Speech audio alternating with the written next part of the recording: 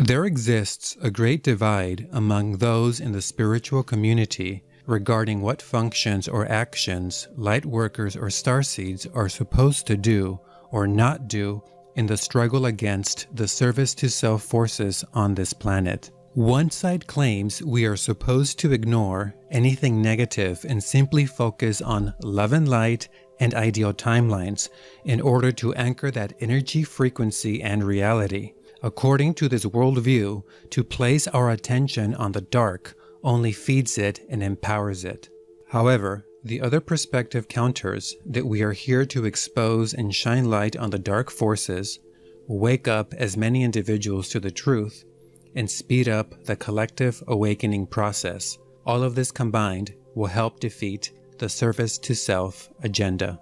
For this reason, many within this mindset view Lightworkers and Starseeds that purposely ignore anything negative as being either naive or superficial fluffy bunnies who engage in spiritual bypassing to avoid anything uncomfortable or triggering and are therefore, ironically, enablers of the dark. Unfortunately, this divide has become more pronounced in the last few years. In truth, the spiritual war currently taking place requires a multifaceted approach. This requires Lightworkers and Starseeds who are operating from within the true light to perform several functions and missions. It means that both sides are valid in their approach and are desperately needed, but each side must avoid falling victim to certain false light New Age pitfalls in order to guarantee long-term success. So let's now look at each group in a bit more detail. The Spiritual Warriors Group. This group embodies more of the masculine energy approach. These individuals feel that darkness will thrive in the presence of non-action, denial, and ignorance. For this reason, the spiritual warrior's aim is to defeat the dark by dragging it out of the shadows for all to see, and hopefully awakening as many people as possible.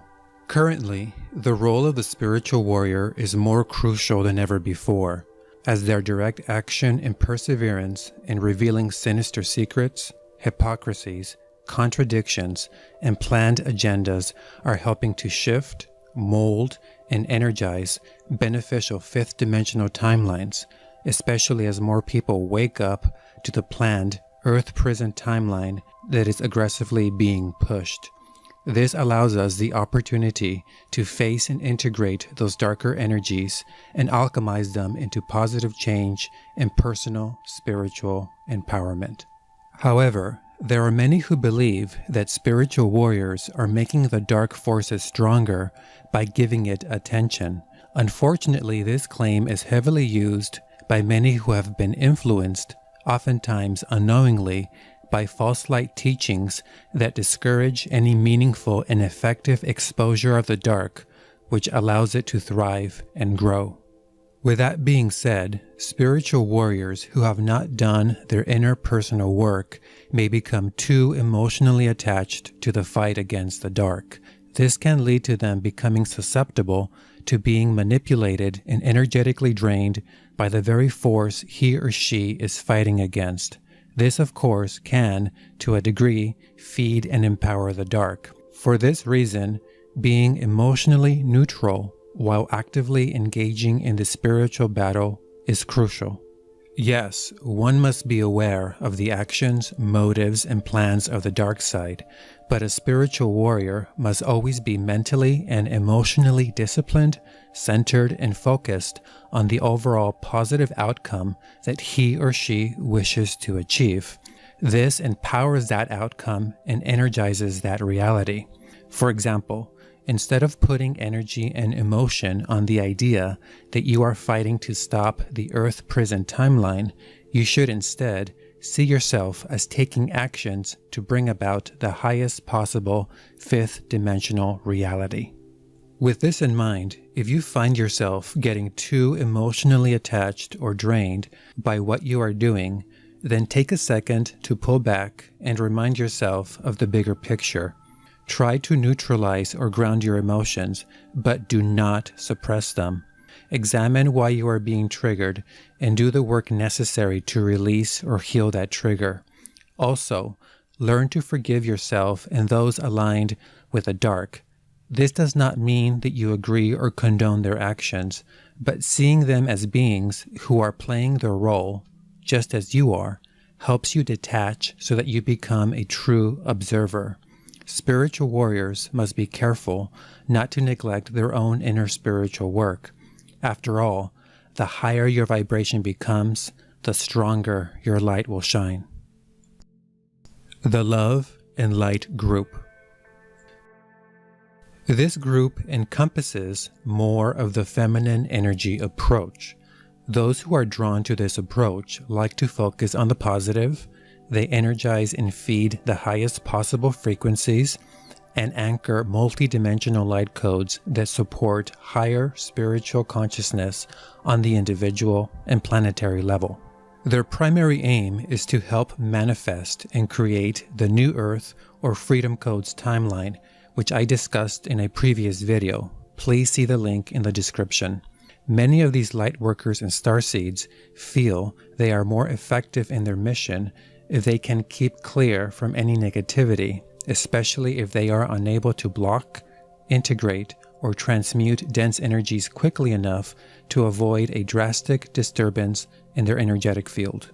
For this reason, many within this group insist that ignoring the dark and only focusing on love and light activities like meditation, grounding, grid work, energy healing, spiritual coaching, and so on are the correct ways to achieve positive change in the world. Unfortunately, although these are valid, soft approaches, this group is highly prone to being infiltrated and influenced by dark forces through the false white light. This weakness allows for spiritual sabotage through the inserting of false belief systems, misleading teachings, or the promotion of shallow and superficial spirituality. Given this reality, just like the spiritual warriors, the Love and Light group needs to work on identifying triggers and healing emotional baggage through shadow work. This not only raises your vibration, but allows you to practice true spiritual discernment that is based on true light, higher consciousness, and not unhealed fears, traumas, and manipulation. An example of someone within this group who is operating from a higher level of consciousness is one who understands that you can be aware of the dark, bring attention to it, and yet not empower it energetically.